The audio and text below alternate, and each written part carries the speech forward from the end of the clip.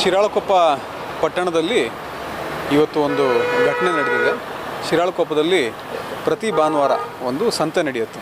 ಆ ಸಂತೆಯಲ್ಲಿ ಆಂಟೋನಿ ಅನ್ನೋ ಒಬ್ಬ ವ್ಯಕ್ತಿ ಸುಮಾರು 15-18 ವರ್ಷದಿಂದ ಎಲ್ಲೆಲ್ಲಿ ಸಂತೆ ಆಗುತ್ತೆ ಅಲ್ಲಿ ಆತನ ಒಂದು ಓಮ್ನಿ ಗಾಡಿನಲ್ಲಿ ಈ ಬ್ಲ್ಯಾಂಕೆಟ್ಸ್ ಬರುತ್ತಲ್ಲ, ಉಲ್ಲನ್ ರಗ್ ಟೈಪು, ಅದನ್ನು ಒಂದು ರೋಡ್ ಸೈಡ್ನಲ್ಲೇ ಒಂದು ಮಂಚ ಹಾಕ್ಕೊಂಡು ಅದ್ರ ಮೇಲೆ ಇಟ್ಕೊಂಡು ವ್ಯಾಪಾರ ಮಾಡ್ತಕ್ಕಂಥ ವೃತ್ತಿಯಲ್ಲಿರ್ತಾನೆ. ಆತ ಇವತ್ತು ಕೂಡ ಶಿರಾಳಕೊಪ್ಪದಲ್ಲಿ ಬೆಳಗ್ಗೆನೇ ಬಂದು ಈ ರೀತಿ ಒಂದು ಫುಟ್ಪಾತ್ ಮೇಲೆ ಅಂಗಡಿ ಟೈಪ್ ಮಾಡ್ಕೊಂಡು ಇಟ್ಕೊಂಡಿರ್ತಾನೆ. ಮಾಡ್ಕೊಂಡಿರುವಾಗ ಬೆಳಿಗ್ಗೆ ಒಂದು ಅಜ್ಜಿ ಮತ್ತು ಆಕೆಯ ಮೊಮ್ಮಗ ಮತ್ತು ಆತನ ಹೆಂಡತಿ, ಸೊ 3 ಜನ ಬಂದು ಒಂದು 2 ಬ್ಲ್ಯಾಂಕೆಟ್ನ ಖರೀದಿ ಮಾಡ್ತಾರೆ 800 ರೂಪಾಯಿ ಕೊಟ್ಟು. ಆ ಖರೀದಿ ಮಾಡಿದ ನಂತರ ಇನ್ನೊಂದು 10 ನಿಮಿಷ ಬಿಟ್ಟು ಮತ್ತೆ ಇನ್ನೊಬ್ಬ ವ್ಯಕ್ತಿನ ಮತ್ತು ಆತನ ಹೆಂಡತಿನ, ಅಂದರೆ ಉಮೇಶ್ ಅನ್ನೋ ಒಬ್ಬ ವ್ಯಕ್ತಿ ಮತ್ತು ಆತನ ಹೆಂಡತಿ ರೂಪಾ ಅಂತ, ಸುಮಾರು 30-35 ವಯಸ್ಸು ಇಬ್ಬರು, ಎಲ್ಲ ಗೊತ್ತಿರೋರೆ ಇವರು ಬರ್ತಾರೆ. ಮತ್ತು ಅಲ್ಲಿ ಆತನ ಹತ್ರ ಮಾತಾಡ್ತಾರೆ, ಯಾರು ವ್ಯಾಪಾರ ಮಾಡ್ತಾನೆ ಆತನ ಹತ್ರ. ಸೊ ಇಬ್ಬರನ್ನೂ ಕೂಡ ಅಕ್ಕಪಕ್ಕ ಊರಿದವ್ರೆ. ನಾನು ಈಗ ಯಾರು ವ್ಯಾಪಾರ ಮಾಡ್ತಕ್ಕಂಥ ಆ್ಯಂಟನಿ ಮತ್ತು ಉಮೇಶು ಮತ್ತು ರೂಪಾ ಅವರು ಕೂಡ, ರೂಪಾ ಅವ್ರ ತಾಯಿ ಮನೆ ಈತನ ಊರಿಗೆ 1 ಕಿಲೋಮೀಟ್ರ್ ದೂರದಲ್ಲಿರ್ತದೆ. ಸೊ ಮುಖಪರಿಚಯ ಎಲ್ಲನೂ ಗೊತ್ತಿರುತ್ತೆ.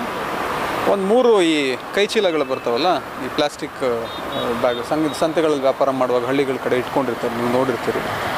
ಅದನ್ನು ಇಟ್ಕೊಂಡು ಬರ್ತಾರೆ. ಬಂದಾಗ ಬಂದು ಹೇಳ್ತಾರೆ ಈತನ ಹತ್ರ, ಅಣ್ಣ ಒಂದು 3 ಬ್ಯಾಗ್ ಐತೆ, ಇಲ್ಲೇ ಇಟ್ಟಿರ್ತೀನಿ ನಾನು, ಒಂದು ಅರ್ಧ ಗಂಟೆ ಸಂತೆಗೆ ಆ ಕಡೆಗೆ ಹೋಗ್ಬಿಟ್ಟು ಬಂದು ಆಮೇಲೆ ಇದನ್ನು ವಾಪಸ್ ತೊಗೊಂಡು ಹೋಗ್ತೀನಿ ಅಂತಂದು ಆಕೆ ಹೇಳ್ತಾಳೆ ಮತ್ತು ಆತ ಉಮೇಶ್ ಕೂಡ ಹೇಳ್ತಾನೆ. ಹೇಳ್ಬಿಟ್ಟು ಆಯ್ತಮ್ಮ ಇಲ್ಲೇ ಇಟ್ಟು ಹೋಗಿರು ಅಂತಂದು ಆತ ಹೇಳಿರ್ತಾನೆ ಅಂಗಡಿಯವನು. ಅದಾದಮೇಲೆ ಅಲ್ಲೊಂದು ಮಂಚ ಇರ್ತದೆ, ಮಂಚದ್ದು ಅಂದರೆ ಈ ವೈರ್ದು ಮಂಚ ಬರುತ್ತಲ್ಲ ಆ ಥರದ್ದು, ಅದ್ರ ಕೆಳಗಡೆ 3 ಬ್ಯಾಗ್ನು ಇಟ್ಟಿರ್ತಾನೆ. ಅದಾದಮೇಲೆ ಈತ ಎದ್ದು ನಿಂತ್ಕೊಂಡು ವ್ಯಾಪಾರ ಮಾಡುವಾಗ ಸೈಡಲ್ಲಿ ಕಾಲು ತಗಲಿದಾಗ ಅಲ್ಲಿಂದ ಒಂದು ಶಬ್ದ ಬರುತ್ತೆ, ಸ್ವಲ್ಪ ಹೊಗೆನೂ ಬಂದು ಶಬ್ದ ಕೂಡ ಬರ್ತದೆ. ಈ ಸಿಡಿಮದ್ದು ಅಂತ ನಾವು ಊರುಗಳ ಕಡೆ ಬಳಸ್ತಾರೆ, ಇಲೀಗಲ್ ಇದೆ ಅದು.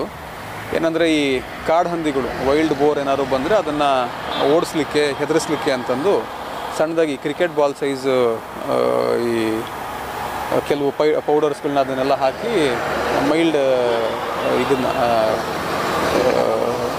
ಸಿಡಿಮದ್ದು ಟೈಪು ಮಾಡಿಕೊಂಡು ಅದೊಂದು ಸ್ವಲ್ಪ ಸಿಡಿಲಿ ಅನ್ನೋ ಥರ ಇಂಟೆನ್ಷನ್ ಇಟ್ಟಿರ್ತಾರೆ. ಅದನ್ನು ತೊಗೊಂಡು ಬಂದಿದ್ರು ಅಂತ ನಮ್ಮ ಪ್ರಿಲಿಮಿನರಿ ಇನ್ಕ್ವೈರಿನಲ್ಲಿ ಕಂಡು ಬಂದಿದೆ. ಬಟ್ ಎನಿವೇಸ್ ನಾವು ಇನ್ನೂ ತನಿಖೆ ಮಾಡ್ತಾಯಿದ್ದೀವಿ. ನಮ್ಮ ಟೆಕ್ನಿಕಲ್ ಟೀಮ್ ಕೂಡ ಹೋಗಿದೆ. ಟೆಕ್ನಿಕಲ್ ಟೀಮು ಹೋಗಿ ಸ್ಯಾಂಪಲ್ಸ್ನು ಕಲೆಕ್ಟ್ ಮಾಡ್ಕೊಂಡು ಬರ್ತಾಯಿದ್ದೀವಿ.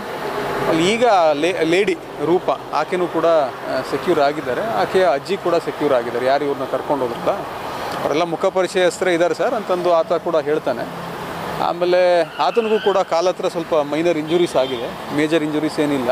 He is out of danger. ಎಷ್ಟು ಸಿಡಿಮದ್ದು ಇಟ್ಕೊಂಡಿದ್ರು ಗೊತ್ತಿಲ್ಲ, ಒಂದು 3-4 ಇತ್ತು ಅಂತ ಕಾಣುತ್ತೆ ಮೇಲ್ನೋಟಕ್ಕೆ, ಅದು ನೋಡಿದ್ರೆ ಎಷ್ಟು ಇದರಲ್ಲಾಗಿದೆ ಅಂತಂದು. ಬಟ್ ಆತನ ಸೆಕ್ಯೂರ್ ಮಾಡಿದ ನಂತರ ನಾನು ಮತ್ತಷ್ಟು ಡೀಟೇಲ್ಸ್ ಹೇಳ್ತೀನಿ. ಆಂಟನಿ ಇಲ್ಲಿಗಲ್ ಅಂತಂದ್ರೆ ಅವ್ರಿಗೆ ಎಲ್ಲಿ ಸಿಗ್ತಾ ಇತ್ತು ಸರ್?